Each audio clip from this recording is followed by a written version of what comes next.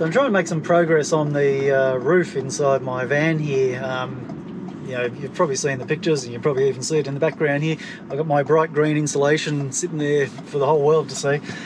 So I've come out this morning just to do a bit of a parts run around. I'm trying to pick up some aluminium angle just for trimming off some of the edges. I want some like 1.6mm thick stuff, only quite small angles. I've been out since 7:30 this morning. It's now 9:20.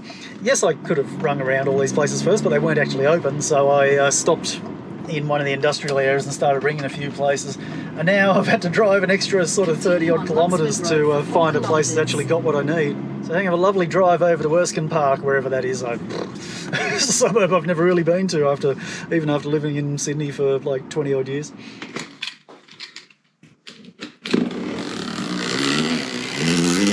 So this is the remains of my fly screen roof panel. I've decided not to go this way. I'm going with the core flute. Main reason is that really the fly screen can only do rectangles or squares. It can't do wacky corners and things like that. So I'm heading down the core flute path, where I'm making up a bunch of little sheets which will hang from the roof, and I will wrap those in fabric.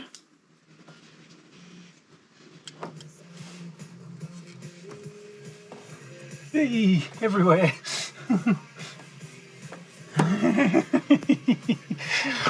Oh, what a mess. Oh, son of a bitch. So what I've been doing today is basically fitting these outer channels here, or angles, to the edges that will support the panels on the outside. The centre here, obviously, as I said before, will be screwed through with another bit of angle that'll sit on top of these. And I've got it all fitted down this side as well, so screwed into the header rail there that holds the cupboards up. You notice my cupboard door is missing because there's this whole opening thing which has become a bit of an issue. It does turn out that when I try and open the door, the corner of it hits the little roof panel there, so it's looking like I'm going to have to just slice that off. So I'm just in the process now of trying to make sure I've got this angle exactly right, because that needs to match the slope of the panel on the roof. And then it flows onto this panel here, which is the one that sits in front of that.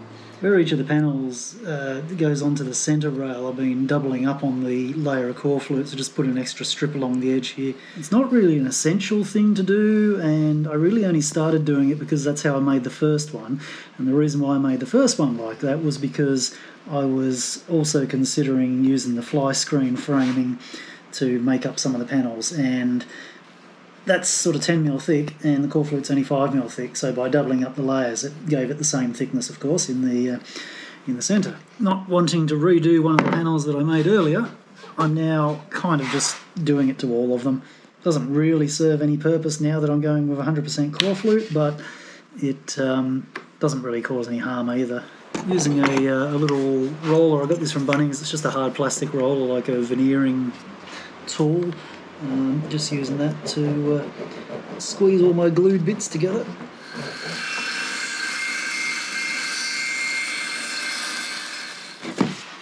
If you cut very slowly with the circular saw, you get a reasonable edge. Doesn't chip too badly. I think once I put the fabric over the top, it'll be fine. Alright, it's Friday morning, so I'm, 4 days in? As usual, there's lots of interruptions and I'm just taking my time, but I did a fair day's work yesterday. I'm up to making the little channels that'll sit on top of the panels or under the panels, depending on which way you're looking at it. I have to curve these because I've got the bend coming down the roof, so I've got to take little V's out. I cut little V's out. This V is 1.5mm wide, so I've got to slice out a 1.5mm chunk. This front one's a bit bigger. This is the 3mm chunk. And here's one I prepared earlier, so this is basically how it's going to end up, and hopefully ends up neat enough that once I paint it you don't really see that little split too obviously. Right. So the way this kind of works is that it will go, hopefully, if it fits. Oh, I need to cut length down. It's too long, can't get it in. So So some of these shots you may have been looking at the unevenness of my panels, how they don't all actually line up. There's a few little steps and things. This is kind of why I'm not overly fussed about it, because I am just going to put a bit of angle there to clamp them all up there anyway. I will put more panels between these two pieces of angle, so there'll be one down this side and they'll run between, and then my LED lights will go across as well, not lengthwise, as is normally the case. So I've clamped that angle in place, ready to start drilling the mounting screws. So what I've got to do is drill all the way through these, and then I'll screw through there into the steel on the other side, which is not going to be a whole lot of fun. What I do need to do is get this in exactly the right spot from the side there. A little bit tricky, but what I want is that outer edge there to line up perfectly with the outer edge of the fan surround. So let's go cut the fan surround. I did just make a monumental mistake. I've gone ahead and put all the screws in for this second bit of angle and failed to double check that I got my bend in exactly the right spot. That cut's supposed to line up with the join in the panels there. Rocket scientist. So luckily it's sort of low consequence because you don't see any of these all get covered, so I can just go back and re-drill them all. Nonetheless frustrating though, waste of time, and it was quite a bit of effort drilling into the steel up there.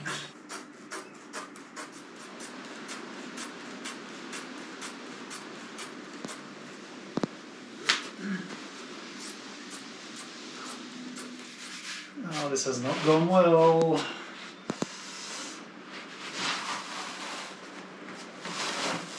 Oh, crap. Let's watch a video of me making a mess of everything. Oh, you son of a... Okay, that did not go well. Problem was my fabric was too small. I was trying to reuse a piece of fabric. Stupid, totally stupid. I should have just cut a bigger piece. I now have to run down and cut a bigger piece. See if I can make a mess of this.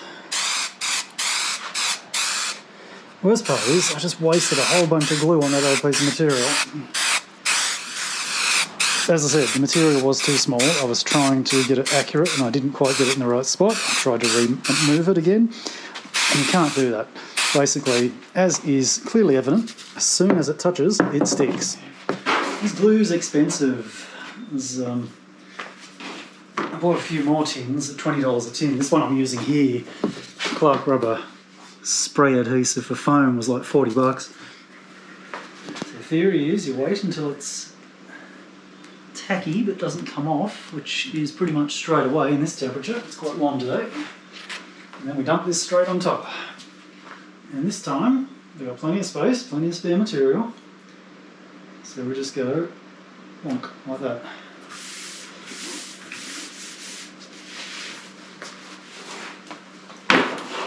Alright, that's a lot better. And then what I did was just basically iron it out. A nice little gentle rolling, and hopefully not glue it to the table. The other one I got is Quick Grip. Just got that one from Bunnings. It's very different. It's the Clark Rubber one is yeah, very stringy, as you saw. This one just goes on sort of clear as a spray. It's almost, it's like you're spraying nothing. It's hard to even see it. Bloody hell. It's going everywhere too. Let's go to the next one.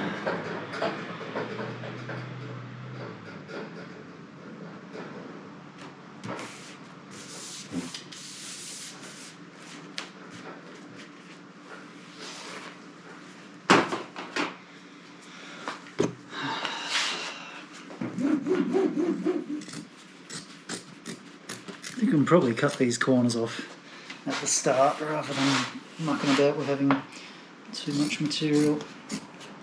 Just don't want to cut them too close. So I think maybe the trick is just to pull it up on an angle and then try and just push it up. It actually does stick even though there's not much of an edge there because of the core flute. Alright.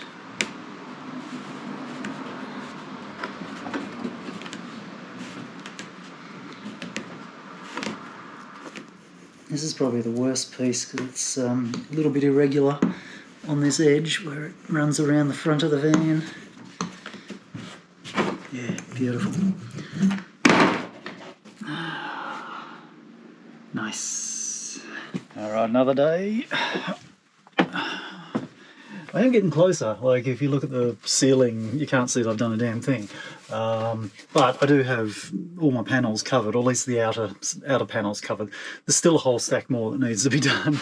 Something I just noticed as I was just trying to fit up some of these panels was that the join line, because it's not supported, it was having a little bit of a mismatch on it. So what I'm going to do is just put these little tabs on here, and that'll just help support the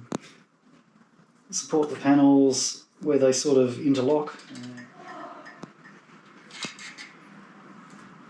Just glue those on alternate panels and then they'll interlock quite nicely, hopefully.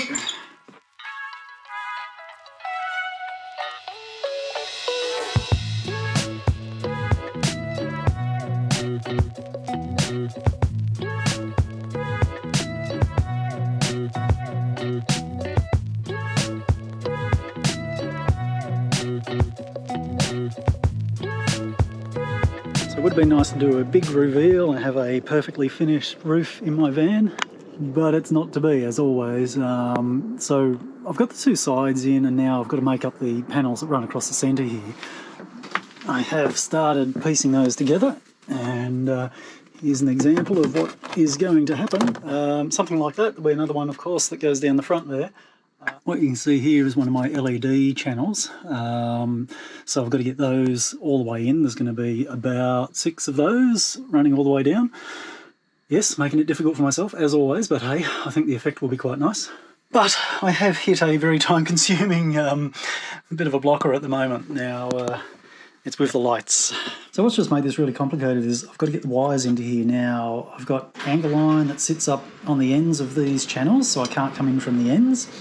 So the path I'm sort of heading down at the moment, and this is a little bit experimental, but it should work, I'm going to drill straight through these little cut points here, and then poke the wires directly in and solder them that way. So it's going to be a bit of an interesting task. Quite time consuming, I think. Ultra fiddly.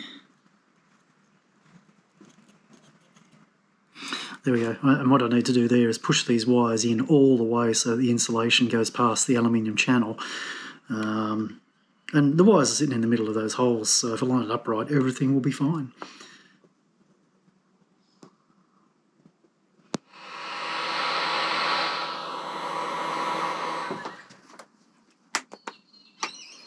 So sneak peek, I'm getting real close now. Alright, some more fabric to wrap the centre ones. I can see the finish line, or at least the finish line of this particular part.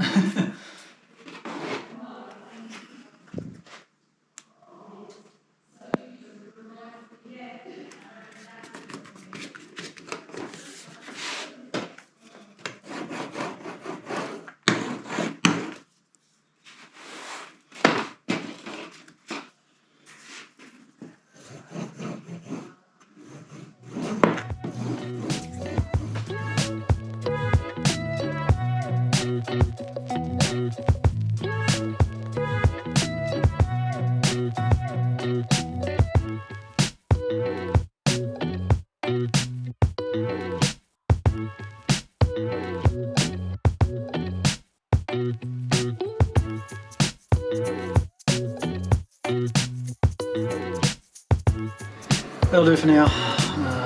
Obviously not completely finished. I've still got a panel to do over there by the door, just up here, and the last bit to do above the shower area there. That's I'll probably do that out of the aluminium composite panels. For now, this is going to do. I need to head off, go somewhere for a while. It's been a week, so I'm getting. What's the opposite of homesick? Sick of home, I suppose. I need to get out on the road. Well, I've made the break.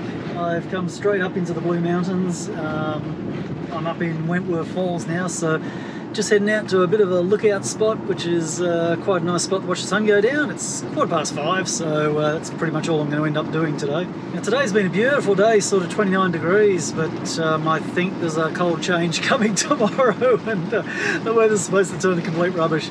So, oh well, I need to do something, so here I am.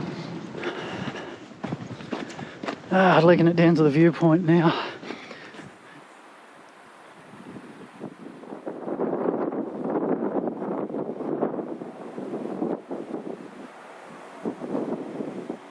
I am but a shadow. It's quite a wind that's blown up now. I think it's going to be a cold night, but hey, we're in the mountains, so what do you expect? I'll tell you what, I was a little worried that these new LEDs wouldn't be as bright, because I don't have anywhere near as much in here now. I had a couple of really long strips in here before, but I swear that's way brighter than it was before. Anyway, put it in dim mode. I'm probably going to have to dim that down a little bit more because it's not all that dim anymore. And I've still got one more little strip to put in. I ran out of the LED strips, so I'm going to have to order another strip and stick that in later. I've got my little corners hanging down. I haven't glued those up on the LED strips just yet. I've still got the backing tape on there.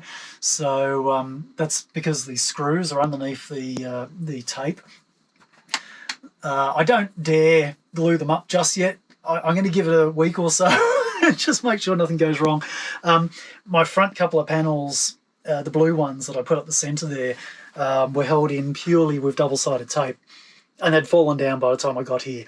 But I have now doubled up the tape, and it looks like they might be all right. Anyway, we'll see how that plays out. If they're a problem, I'm going to have to do something else. But all the other panels are sort of screwed in firmly, so they're not going to go anywhere. Anyway, overall it looks pretty good, except I left off my little cover panel on the side here and I've got bare insulation still, but hey, it's a start. I'm lying here looking at my ceiling. It is nice to get that mostly finished. The next thing I probably need to work on is getting rid of these bits of, where is it, up here, these bits of cardboard that I've got down the sides of my blinds. So looking at the weather forecast, and today's still supposed to be 24 degrees, today and tomorrow 24 and 26, so that's obviously changed quite a bit, but then there is a bit of rain forecast as well, and then on Thursday, Friday, they're saying potentially up to 40 mil of rain each day.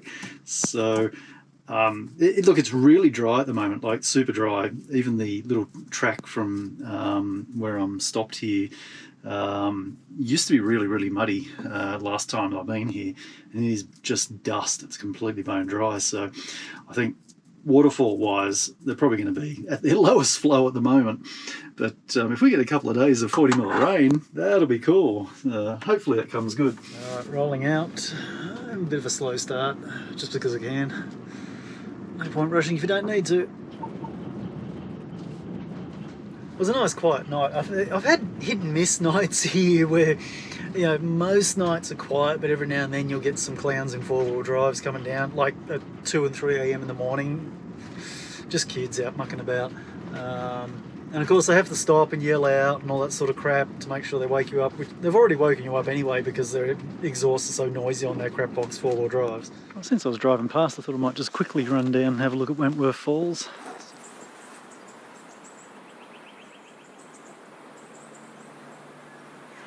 So I've come down the Prince's Rock lookout. I reckon this is probably the best spot to see the view falls.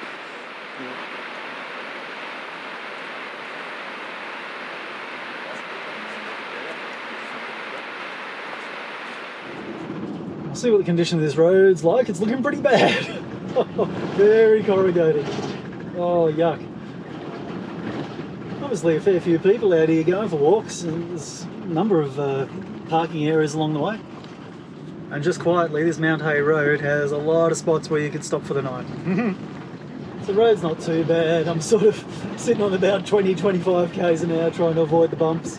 Well, I was going to get the bike out and ride, but then I thought, well, it's only like 5 k's now that I'm all the way out here along this road. It's not really worth it. So it says it's a grade 4 walk. I'm not totally sure what that means, but I'm guessing there's going to be a fair few steps and things. Yeah, I'm like 20 metres in and we got steps. It wouldn't have been fun with the bike, so...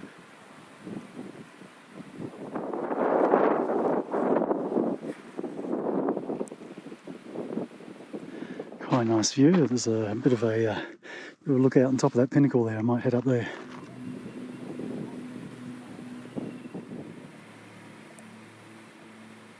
So interesting, there's a couple of little tracks down there and look like they're probably leading over to the canyon on the right and possibly to another canyon on the left. That might be interesting. Damn, look at that. That's nice. So I reckon that's where we're going. Still got a little way to walk. Looks like a cool little canyon down there. This is looking back over towards Govet's Leap now at Blackheath. If I zoom in about here, might be able to make out the lookout. Then there's the two waterfalls, which are not flowing a lot at the moment, and that one there is Horseshoe Falls. And I reckon that's Lockleys Pylon. It's actually really quite interesting. All the rock around here is just a little bit different. Not the rock itself, but just the way it's all weathered and the shape of it. That's actually a really nice view there. Lockleys Pylon in the foreground and Mount Banks over towards the right there. The final ascent. So much for the steps. Looks like another little spot a bit further up there. I have to go down there and have a look.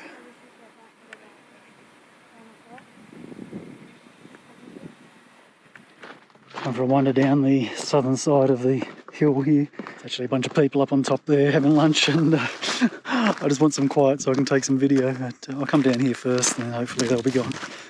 Hey, check this out. Whoa. That's quite a cliff. There's a lot of trails down there, hell of a lot of trails, just following along that river down the bottom there. There's a little waterfall coming out of that canyon there.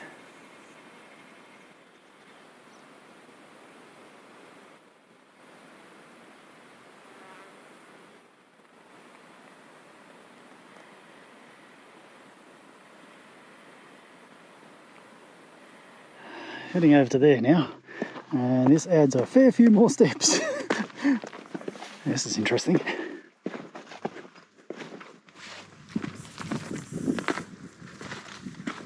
Oh, that's a cool view through there.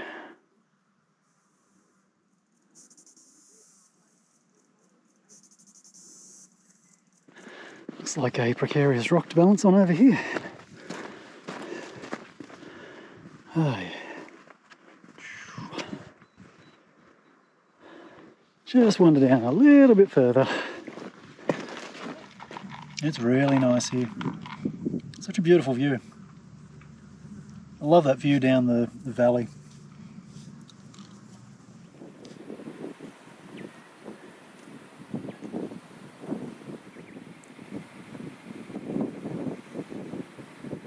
Looking over at Mount Banks there, I went for a bike ride over there about 6 months ago or something, and you basically run along the top of this ridgeline here. You don't get views all the way along, but the track went down past that little mountain just there, that little peak there, and then you could follow it and come out pretty much on the edge of these cliffs that you see right there, standing right on the edge of those. It's pretty hairy.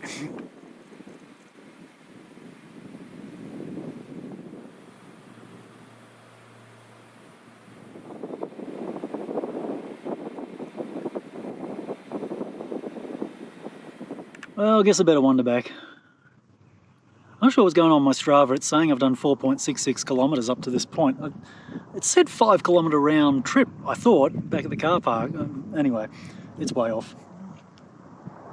But I have been out here for 2 hours, so that would be about 5 k's, I don't know.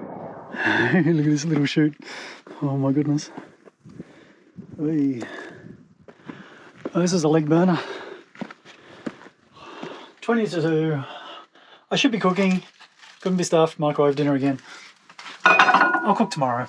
Hey, someone was asking me about my microwave and whether the plate is a problem when I'm driving. I just came up an incredibly bumpy road, and while I could hear it rattling about in it's still sitting where it should be. So I've come back up the road now to have lunch and everything, back onto the bitumen basically. As I was driving down, I saw a nice little grassy patch on the side of the road, which could be used for multiple purposes, possibly even sleeping at night.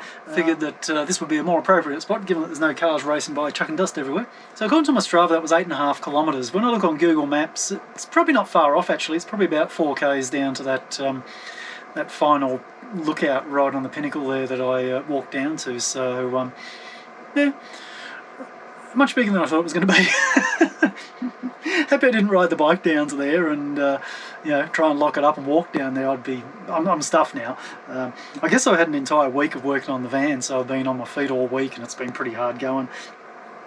Anyway, look, I'm going to leave the video here. I need to edit up this video now. It's like 2 o'clock in the afternoon.